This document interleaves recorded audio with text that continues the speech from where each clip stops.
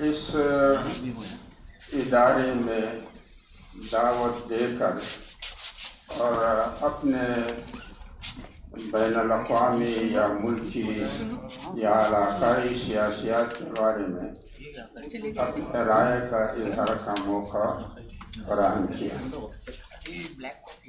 بالخصوص سعید سربازی صاحب کے اس جملے سے مجھے بڑا حوصلہ ہوا جب انہوں نے فرمایا کہ ہمارا کراچی پریس کلب لندن کا ہیڈ پارک ہے کہ جہاں پہ جو جی چاہے وہ کہے۔ تو جی کی چاہت تو الگ ہے، لیکن میں سمجھتا ہوں کہ یہ سچ بولنے کا کی جگہ ہے۔ آیت جو میں نے تلاوت کی یہ سورہ ذاریات کی ہے، اور اللہ جل جلالہ فرماتے ہیں کہ ہر چیز کو میں نے دو مختلف اصناف کا جوڑا پیدا کیا، لہذا انسانی آبادی بھی دو مختلف اصناف کا جوڑا ہے، جس میں ایک صنف یکسو انسان ہوتے ہیں اور دوسرا صنف دوغے انسان ہوتے ہیں۔ اور کسی بھی معاملے میں کوئی بھی فیصلہ صادر کرنا ہو، چاہے وہ شرعی ہو یا سیاسی ہو، اس کے لیے دوسرے معلومات کے ساتھ ساتھ یہ جاننا ضروری ہے کہ میرے ماحول اور زمانے کے لوگ یکسو ہیں یا دوغے ہیں۔ دوسری بات یہ کہ آج کی دنیا دو مختلف اصناف کا جوڑا ہے۔ ایک صنف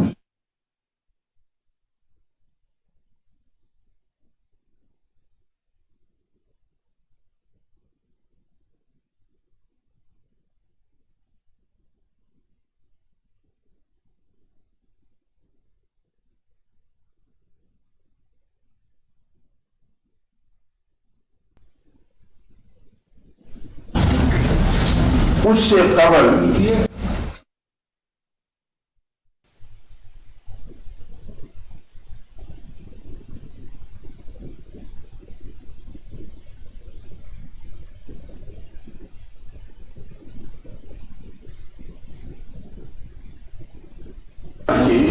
غلبے کے بعد مسلم دنیا سے ان تینوں کا صفایا کیا گیا۔ اسلام کو نظام سے باہر کیا، شریعت کو قانون سے باہر کیا، خلافت کو حاکمیت کے میدان سے نکال باہر کیا۔ اس کے بعد اگر غیر مسلم دنیا نے مسلم دنیا کو ٹکڑوں میں تقسیم کر کے اور ایک مسلمان کو ہاتھ سے پکڑ کر اس پہ بدنام حاکم بٹھایا، تو یہ بھی ہمیں سمجھنا چاہیے کہ کیا یہ اس لیے تھا کہ انہوں نے کہا کہ ہم سے تو غلطی ہو گئی، اب آپ مسلمان کی حیثیت سے اسلام اور شریعت اور خلافت اس کا احیاء کریں، یا اس لیے ہوا کہ یہ خطہ ملکیت بھی میری ہے، حاکمیت بھی میری ہے، لیکن اس خطے کے باشندے نام کے مسلمان اپنے آپ کو ظاہر کرتے ہیں، مجھ سے نفرت کرتے ہیں بدیشی ہونے کی وجہ سے، لہذا میرے نفرتوں کے سامنے آپ ڈھال بن گئے۔ تو نام حاکم کا، کام چوکیدار کا۔ اور تیسری بات یہ کہ ہمیں یہ بھی سمجھنا چاہیے کہ کیا سیاسی تاریخ کے حوالے سے ہماری آج کی دنیا یہ منتشر اور بکھری ہوئی دنیا ہے، یا یہ دنیا متحد اور پروئی ہوئی دنیا ہے؟ جو سیاست کے طالب علم ہیں ان کو پتہ ہے کہ 15ویں صدی کے بعد 16ویں صدی کے اول سے یہ دنیا شہروں کی دنیا سے ایک شہر بننے کے جانب سفر شروع کر چکا ہے۔ 1945 میں UN چارٹر کے ترتیب کے بعد اور 1946 میں اقوام متحدہ کی تشکیل کے بعد یہ دنیا اب ایک گلوبل ولیج یعنی ایک بستی اور گاؤں کا روپ دھار چکا ہے۔ لہذا دوسری بات یہ کہ ہمیں اپنے زمانے کے حالات سے آگاہ ہونا ضروری ہے اور یہ سمجھنا ضروری ہے کہ دنیا منتشر اور بکھری ہوئی دنیا نہیں ہے بلکہ متحد اور پروئی ہوئی دنیا ہے۔ تیسری بات یہ کہ زمانے کے رویوں کو ہمیں سمجھنا چاہیے۔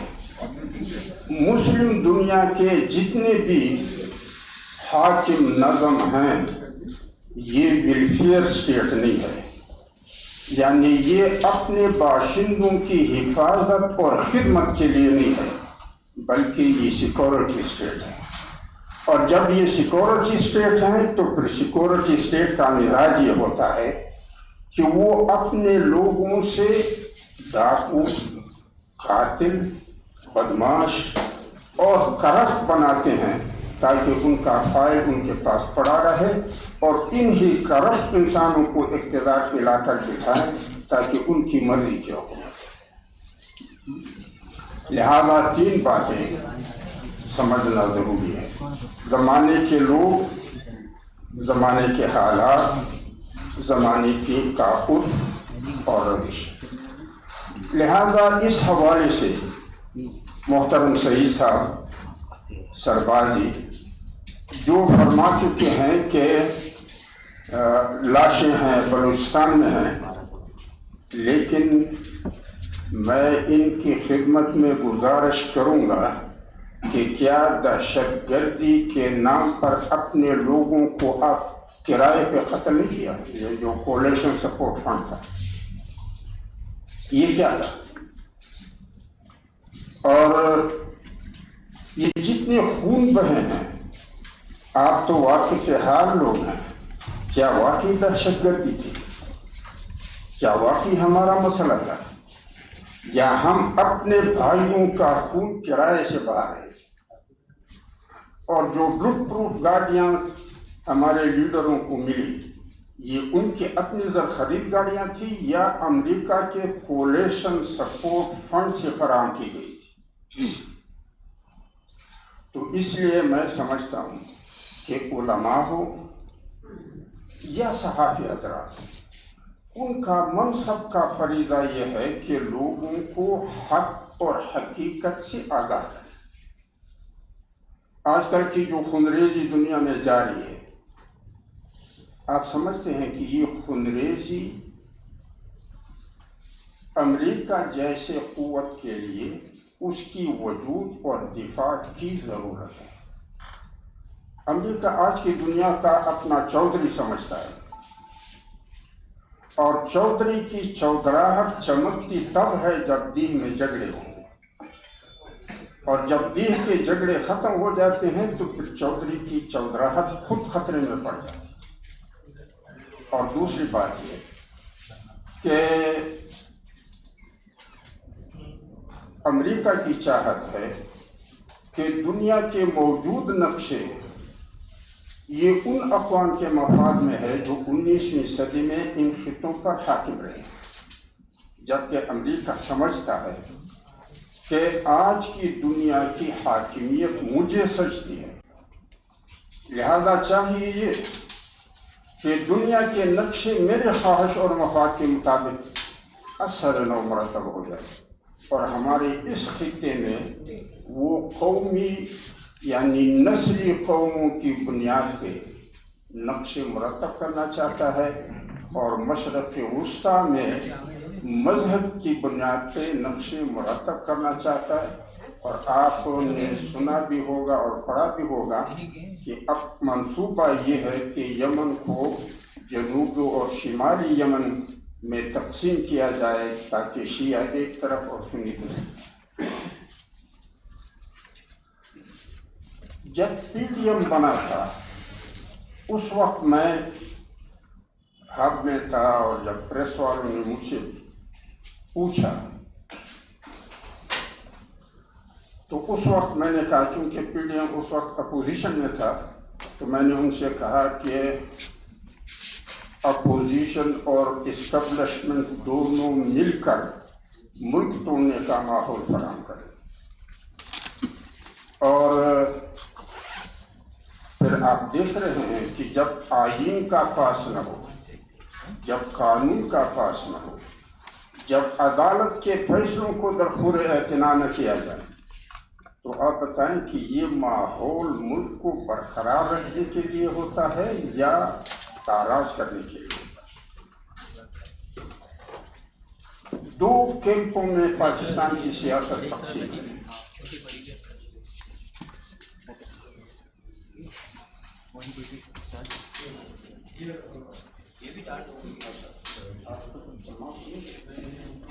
اچھا، پاکستانی سیاست دو کیمپوں کی ہے۔ پی ڈی ایم جس کا سیاسی بیانیہ یہ ہے کہ ہم امریکہ کے وینٹیلیٹر پر ہیں، یعنی ہمارے موت و حیات کا اختیار امریکہ کے پاس ہے۔ بیانیہ ان کا یہ ہے کہ ہم بھکاری ہیں اور اس حوالے سے اپنے مرضی سے انتخاب کا حق نہیں ہے۔ کہنا یہ ہے کہ چھینک بھی مارتے ہیں تو آئی ایم ایف سے اجازت لینی پڑتی ہے، اور بات کا کہنا یہ ہے کہ خزاں جائے باہر آئے یا نہ آئے، یعنی مغرب اور امریکہ کا تسلط کا زوال نہ رہے، باقی ہم معیشت کے اعتبار سے اپنے پاؤں پہ کھڑے ہوں یا دوسروں کے ساتھ بھی۔ ایک یہ بیانیہ ہے۔ دوسرا بیانیہ دوسرے قسم کا ہے، جس کو آج پی ٹی آئی اور عمران خان کی سرکردگی میں کہا جاتا ہے۔ ان کا کہنا یہ ہے کہ غلامی قبول نہیں ہے اور کسی کے ساتھ مخاصمت اور محاذ آرائی مقصود نہیں ہے، نہ خود جنگ کرتے ہیں نہ دوسروں کے اعلی کار جنگ کا اعلی کار بنتے ہیں۔ بظاہر یہ دوسرا بیانیہ سیاسی حوالے سے معقول ہے، آگے دل کی رازی تو اللہ کو پتہ ہے، لیکن ظاہری اعتبار سے یہ معقول ہے۔ اس لیے ہم سے رابطے پی ٹی آئی کے حکومتی دوران میں بھی تھے۔ اسد قیصر صاحب جو اسپیکر تھے قومی اسمبلی کے اپنے ہاؤس میں، اور پرویز خٹک صاحب جو وزیر دفاع تھے شاید اس وقت، انہوں نے ہمیں کھانے کی دعوت بھی بلایا، رفاقت کا اظہار کیا، اور یہاں جب میں آیا تھا تو حلیم عادل شیخ صاحب جو اپوزیشن لیڈر تھے، انہوں نے اظہار کیا تھا اور مجھے دعوت کیا، اور پھر کوئٹہ بھی تشریف لائے۔ تو تسلسل رابطوں کا اسی وقت سے جاری تھا، لیکن نبی صلی اللہ علیہ وسلم فرماتے ہیں اتقوا مواجہتہم، اس وقت کیونکہ وہ اقتدار میں تھے تو شاید لوگوں کو غلط فہمی ہوتی کہ ہم کسی لالچ کی بنیاد پر ان کی رفاقت اختیار کرتے ہیں، لیکن جب اس کو حکومت سے ہٹایا گیا، اب واللہ عالم جہاں تک پارلیمان کا تجربہ میرا ہے اور آئین سے میرا واسطہ ہے، میں تو عدالت کا یہ فیصلہ کہ قومی اسمبلی کے اسپیکر کے رولنگ کو درمیان سے نکالیں، مجھے تو اس کا دنیا میں کوئی تاریخ نظر نہیں آتا ہے۔ آپ حضرات کو پتہ ہوگا کہ پارلیمنٹ مملکت کے مالکوں کا جرگہ ہوتا ہے، اور یہ تمام ادارے ان کے ملازم ہوتے ہیں، چاہے دفاع کا ادارہ ہو، انتظامیہ ہو یا عدلیہ ہو۔ سینٹ اور قومی اسمبلی میں اسٹینڈنگ کمیٹیاں ہوتی ہیں، جس میں ایک standing committee law and justice کی بھی ہے، اور لا اینڈ جسٹس کمیٹی کا کام یہ ہوتا ہے کہ پارلیمان کو قانون سازی کا طریقہ بتاتے ہیں اور عدالت سے ان کے فیصلوں کے بارے میں جواب طلبی کرتے ہیں کہ تم نے قانون کے مطابق کیا یا نہیں کیا۔ لیکن پاکستان میں الٹی گنگا ہے، تو اس لیے پھر ہم بنی گالہ میں اس سے ملے ہیں اور ہم نے اپنے ہمدردیوں کو اس کے ساتھ شریک کیا، اور میں نے اس اجلاس میں ان سے کہا کہ بیانیہ معقول ہی صحیح، مگر میرے نظر میں پاکستان مملکت نہیں ہے، یہ اسٹیبلشمنٹ کی جاگیر ہے۔ آپ جانتے ہیں جغرافیہ جس نے پڑھا ہے یا سیاسی تاریخ سے جو واقف ہیں، مملکت زمین کے اس خطے کو کہتے ہیں جس کے حدود اربع متعین۔ آپ سب طالب یافتہ لوگ، میں آپ سے پوچھتا ہوں کہ پاکستان کے حدود اربع متعین ہیں، تو پھر تو یہ جاگیر ہے، یعنی زور لگاؤ آگے بڑھو یا پیچھے، تو یہ تو جبر کے لیے۔ اور پھر میں نے ان کو کہا کہ آپ کا بیانیہ معقول ہی صحیح، لیکن زمینی حقائق سے جوڑ کیسے کھائے گا؟ پاکستان کا مالک اور حاکم آج بھی مغرب ہے، اور پاکستان جاگیر اسٹیبلشمنٹ ہے۔ آپ کے پاس وہ کون سا منصوبہ ہے کہ آپ مغرب کے ملکیت اور حاکمیت کا یہاں سے خاتمہ کریں گے، یا آپ اسٹیبلشمنٹ کے منہ کے لقمے کو اسے باہر نکالیں؟ اور میں نے کہا کہ میرے دانش میں پاکستان بین الاقوامی چوک ہے مزدوروں کا، یہاں تو ہر ایک کرائے کا منتظر ہے، مولوی فتویٰ کرائے پہ دیتا ہے، لیڈر قوم کو بیوقوف کرائے پہ کرتا ہے، جرنیل کرائے پہ فوج کو استعمال کرتا ہے، اور آپ حضرات ناراض نہ ہو رہے ہیں، میڈیا کرائے پہ پروپیگنڈا اور کرائے کے قاتل بھی یہاں ملتے ہیں۔ تو میں نے کہا جو قوم کرائے کا عادی قوم ہو، آپ کو اس کو انسانی اقدار پہ کیسے لائیں گے؟ اور تیسری بات میں نے یہ کی کہ خنریزی جو دنیا پہ مسلط ہے، اسے امریکہ نئے نقشے ڈلوانا چاہتے ہیں۔ اگر آپ کی یہ محاذ آرائی اس کے اس ہدف کو پورا کرے تو ہمارے لیے فائدہ کیا ہوگا؟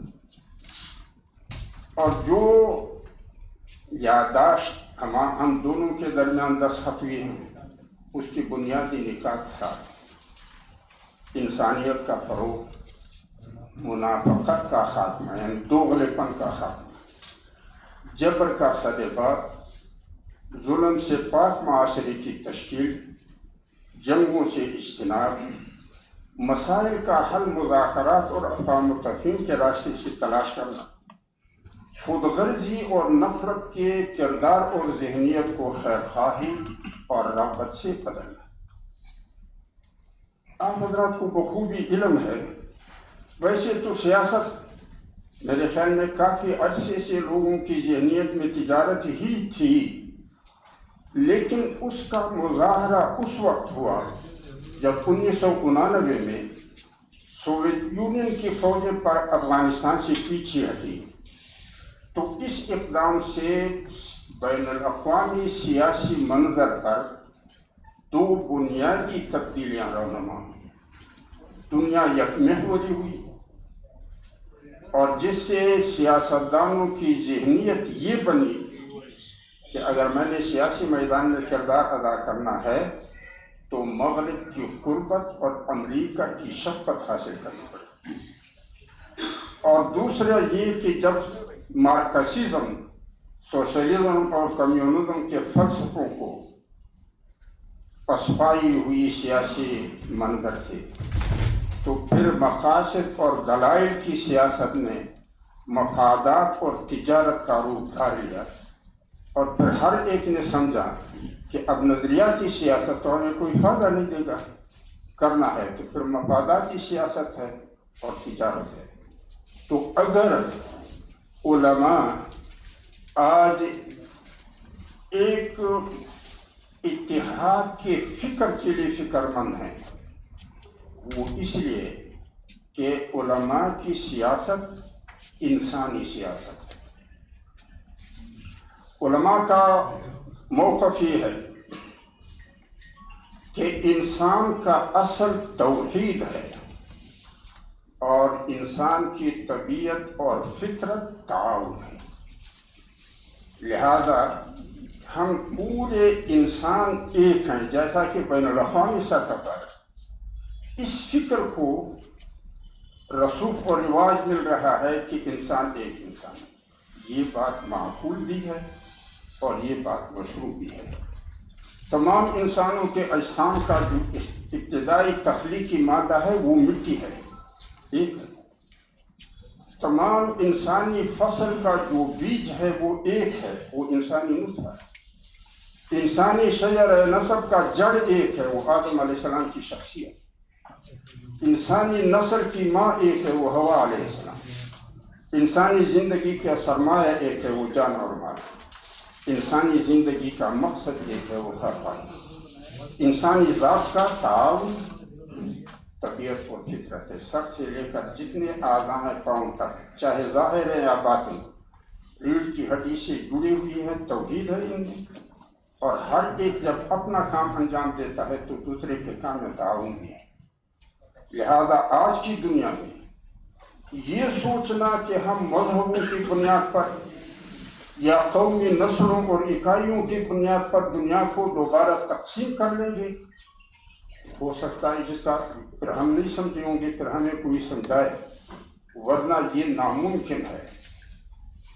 البتہ جو قوت خونریزی اور جنگ کے حوالے سے دنیا پر سوار ہونا چاہتے ہیں، مذہبی لوگ جہاد کے فتوے سے ان کو نوجوانوں کے گردنیں فراہم کر دیں گے، اور قوم پرست آزادی کے نعرے سے نوجوانوں کی گردنیں فراہم کرنے کے نہ مولوی دین اور شریعت کا خدمت کر پائیں گے اور نہ قوم پرست نسلوں کی خدمت۔ لہذا آپ حضرات کے اس کراچی پریس کلب کے ذریعے سے پوری قوم کو میری درخواست ہوگی کہ دنیا توحید کی جانب جا رہی ہے، انسان ایک ہے، دنیا گلوبل ولیج ہے۔ نظام کے لیے سوچیں کہ ایک ایسا فکری بنیاد انسانی نظام کے لیے کیا ہو سکتا ہے جو تمام انسانوں کے لیے قابل قبول ہو۔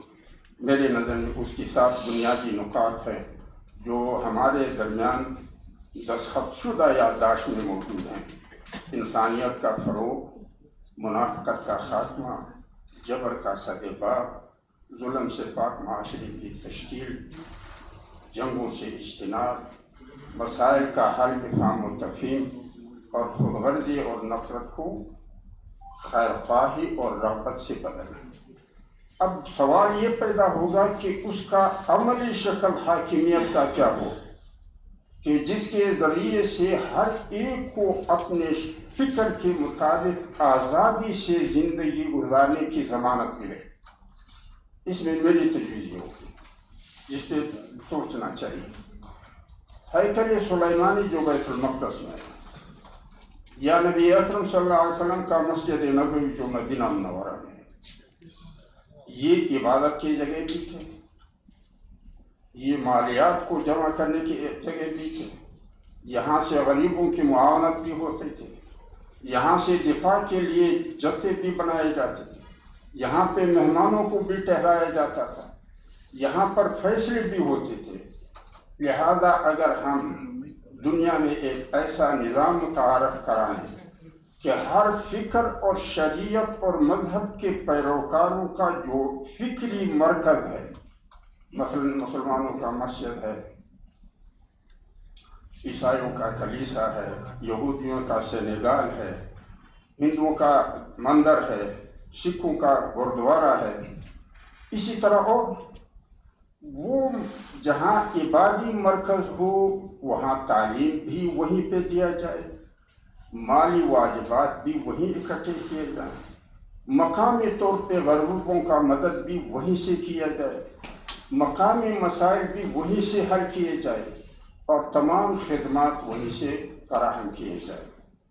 تو میں سمجھتا ہوں کہ ہر فکر کے حاملین کو اپنے فکر کے مطابق زندگی گزارنے کی آزادی ہو، البتہ اگر اس کی آزادی دوسرے کی پریشانی کا ذریعہ بنتا ہے تو اس حد تک اس کو محدود کیا جائے۔ مثلا ہاتھ ہلانا یہ میرا حق ہے، لیکن اگر میں ہاتھ ہلاتا ہوں تو دوسرے کا منہ کا تھپڑ بنتا ہے تو یہ پر میرا حق بنتا نہیں ہے۔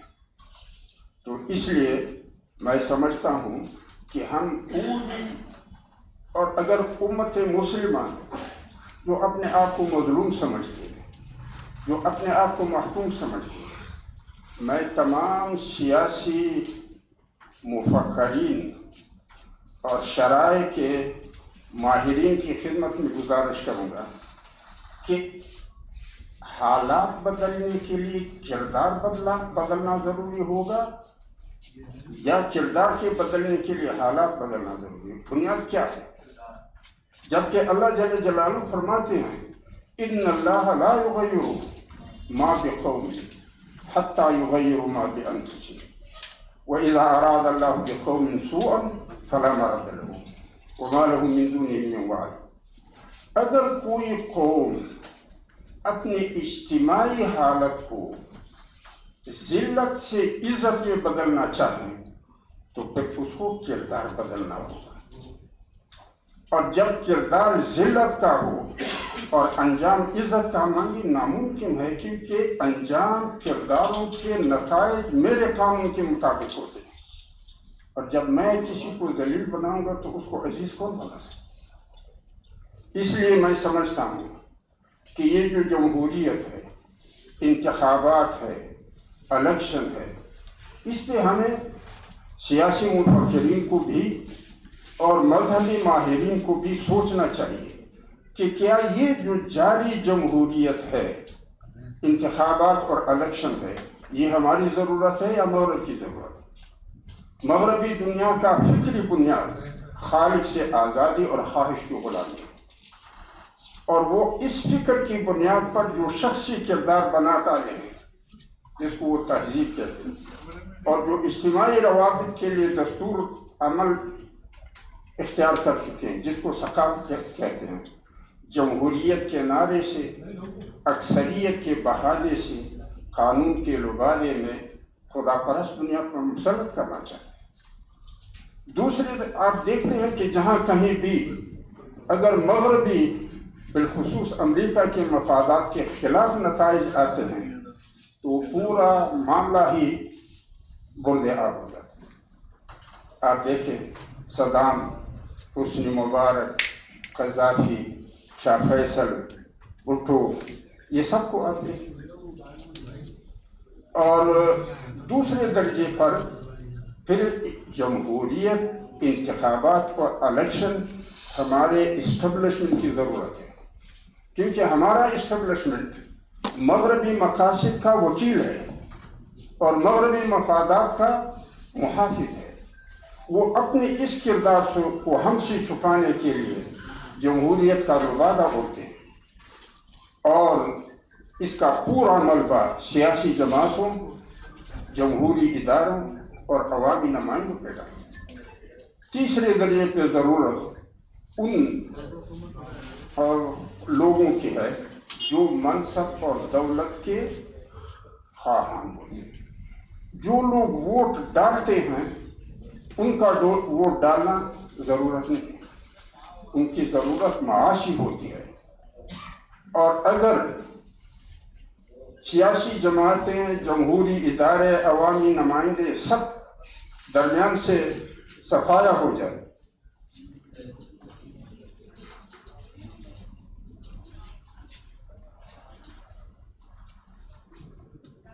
اور اسٹیبلشمنٹ اور پبلک دو بدو رہ جائے تو یہ معاشی ضرورتیں تو اسٹیبلشمنٹ پوری کرے گی۔ اب حاکم مغرب ہے لیکن کفالت کی ذمہ داری قبول نہیں کرتا ہے، حاکم مغرب ہے مگر حفاظت کی ذمہ داری قبول نہیں کرتا ہے۔ تو اس لیے میں سمجھتا ہوں کہ کیوں نہ بین الاقوامی سطح پر اقوام متحدہ کے پلیٹ فارم سے تھنک ٹینک کا ایک ادارہ تشکیل ہو، جس کی تجویز چین کے سفیر کو بھی میں نے دیا تھا کہ وہ یہ سوچیں کہ انسانوں کے لیے قابل قبول نظام اور انسانوں کی آزادی کی ضمانت فراہم کرنے کی طرز حاکمیت کیا ہوگی۔ میں آپ حضرات کا پھر دوبارہ سعید سربازی صاحب اور شعیب سیکٹری صاحب، کراچی پریس کلب اور اس کے رفقاء، ارکان اور معاونین کا تہہ دل سے شکر گزار ہوں۔ لیکن ہمارے پشتوں میں ایک کہاوت مشہور ہے، کسی نے کسی کو کھانا کھلایا تو اس کو مزہ آیا، تو جب کھانے سے فارغ ہوا تو اس نے کہا خیرات قبول سے دغد دستور سے، یعنی خیرات قبول ہو جائے لیکن عادت یہی پڑ جائے کہ اس طرح آئندہ کے لیے بھی کرے۔ تو میں بھی یہی کروں گا کراچی پریس کلب سے کہ یہ جو قربانی آپ کی ہے یہ اللہ قبول فرمائے، لیکن یہ اللہ آپ کی عادت ڈلوا دے کہ ہمیشہ کے لیے آپ ہمیں موقع فراہم کریں۔ وآخر دعوانا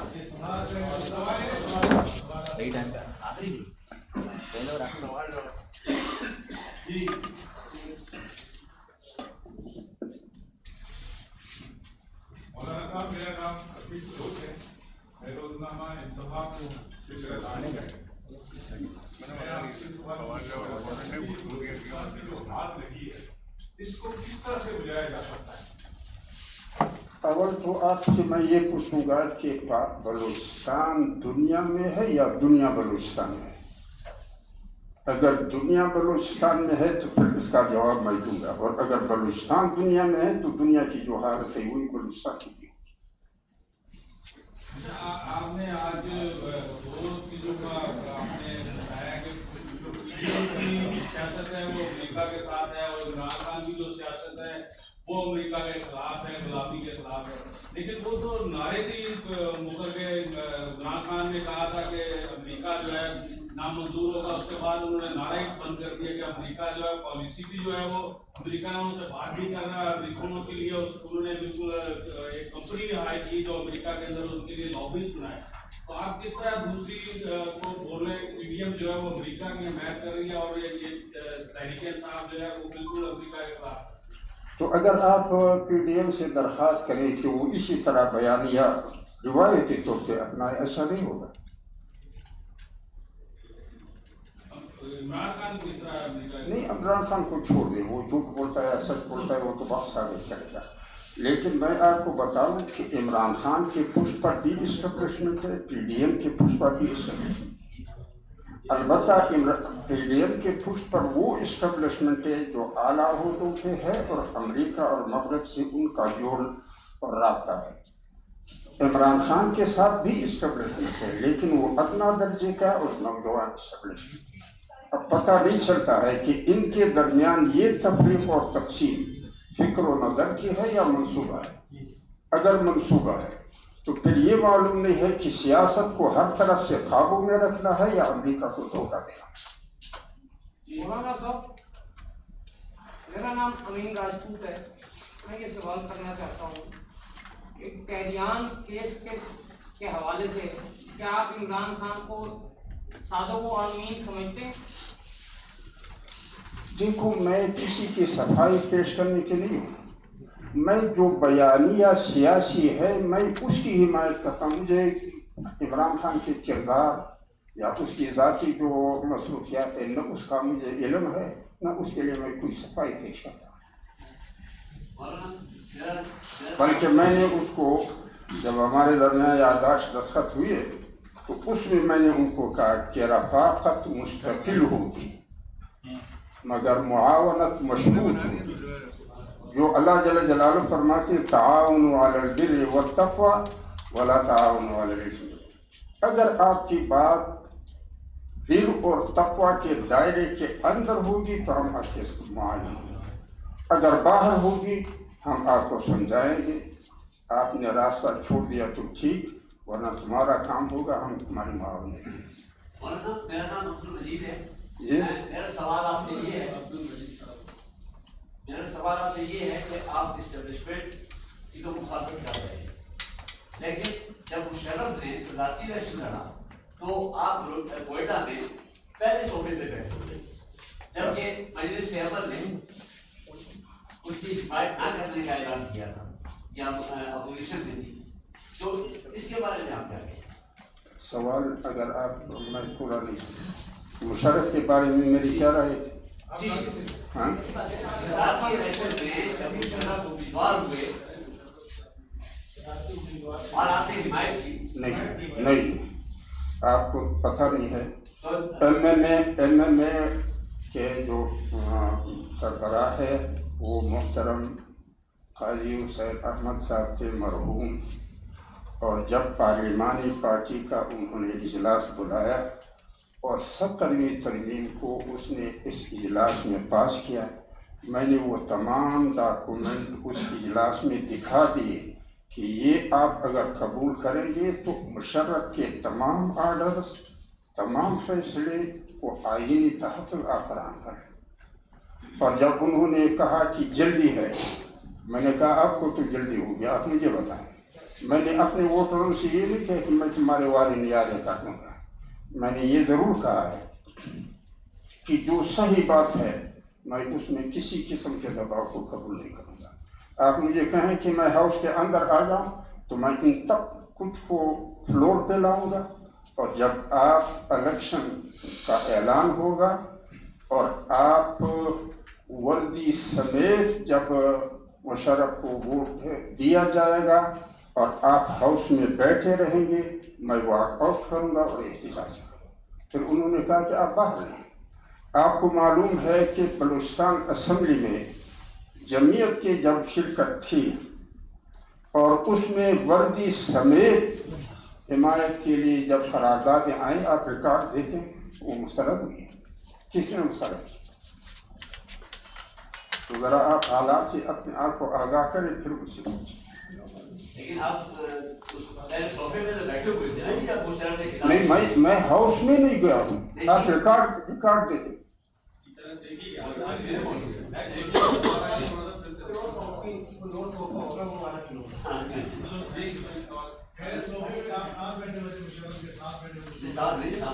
جی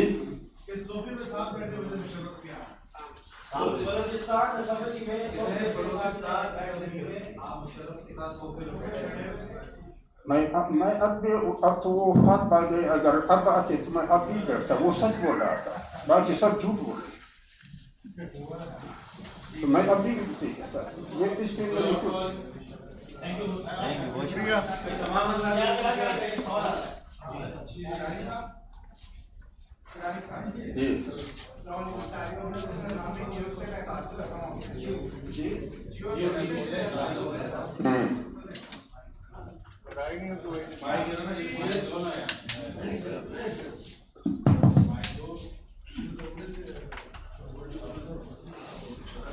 مولانا صاحب بھی بلوچستان میں 2 دن پہلے بہت افسوسناک واقعہ جو صوبائی وزیر ہیں کیٹران ان کے حوالے سے ہوا ہے، تو یہ جو صدارتی پورا ایک سسٹم ہے بلوچستان میں اور سندھ میں بھی، اس کے وقتاً فوقتاً بہت ہی خوفناک جو ہے وہ وہاں سے واقعات سامنے آتے ہیں۔ تو ابھی جس طرح وہاں پر ایک مظلوم عورت کو اس کے بچوں سمیت مار دیا گیا ہے، مزید اس کے بچے بھی جو ہے وہ قید ہیں، تو یہ جو سرکاری نظام ہے اس کے متعلق ہے آپ کی کیا رائے ہے؟ اور ابھی تک آزادی کے 75 سال بعد بھی اس قسم کی جو ہے وہ حکومتیں سرکاری نظام کے تحت قائم ہے کہ عوام پر ظلم توڑتی ہیں؟ جس کے پاس M I I S I یا آئی بی کی حمایت نہیں ہوگی وہ اس طرح کردار کر سکتے ہیں۔ ہاں مخواہ باتیں کیوں کرتے ہو، سچ بات کرو۔ ان کے پاس کارڈ ہوتے ہیں، وہ کہتے ہیں جو کچھ کرنا ہے کر دو، ہم آپ کے دامن ہیں۔ اور پھر سیکورٹی اسٹیٹ کا مزاج یہ ہوتا ہے کہ لوگوں سے کرپٹ بناتا ہے اور پھر کرپٹ لوگوں کو حکومت میں بٹھاتا ہے۔ آپ سیکورٹی اسٹیٹ سے واقف نہیں ہیں کہ کیا ہوتا ہے؟ آپ کا اسٹیٹ ویلفیئر ہے یا سیکورٹی؟ آپ صحافت میں ہوتے ہوئے اگر کہیں عوام کے کوشش لیے وضاحت کریں. ہم تو بہت ساری چیزیں سمجھ گئے. میں چاہتا ہوں عوام کے لیے وضاحت کریں کہ عوام کے لیے تو میں نے وضاحت کی ہے. یہی تمہارے سب کو جمع کرتا ہوں کہ جنگیں آپ کو یاد نہیں افغانستان میں انگریزی مولوی مدرسین مفتیین عرب عجم حکومت سب اس کو جہاد کرتے تھے. صرف میں کہتا تھا کہ یہ فساد ہے. کسی اور نے یہ کہا کہ یہ فساد ہے. اور ایک دفعہ ایسا ہوا کہ میں اسٹینڈنگ کمیٹی ڈیفنس کا رکن تھا سینٹ میں.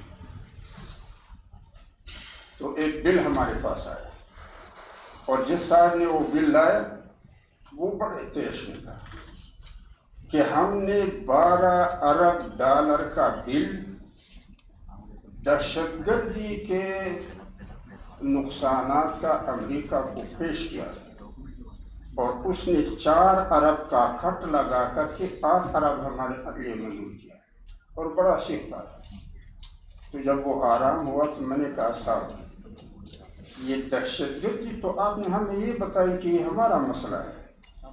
جب آپ اپنے گھر کے دفاع پر پیسہ خرچ کریں تو امریکہ کو بل کیوں نہ. اور اگر آپ سمجھتے ہیں کہ امریکہ میرا دوست ہے تو دوست اگر آپ کو 8 ارب کی منظوری دیتا ہے اور 4 ارب کا خرچ سیکھا کیوں نہیں. سیدھی سادی بات کرو کہ میں نے خدمت کی ہے کرائے پہ کرایہ کا ملتا ہے. سیدھی بات کرو. تمام صحافی حضرات کا بہت بہت شکریہ. دعا کا انشاءاللہ اہتمام ہے. مجلس کے اختتام اسلام آباد سے تشریف لائے ہوئے ہمارے پیر حضرت مولانا عبدالخالق ہزاروی صاحب دعا سے فرمائیں. الحمدللہ رب العالمین والعاقبۃ للمتقین والصلاۃ والسلام علی رسولہ محمد وعلی آلہ وصحبہ اجمعین. اللهم وفقنا لما تحب وترضى واجعل آخرتنا خيرا من الأولى. رب اغفر وارحم وأنت خير الراحمين. صلى الله على النبي الأمي وعلى آله وصحبه أجمعين.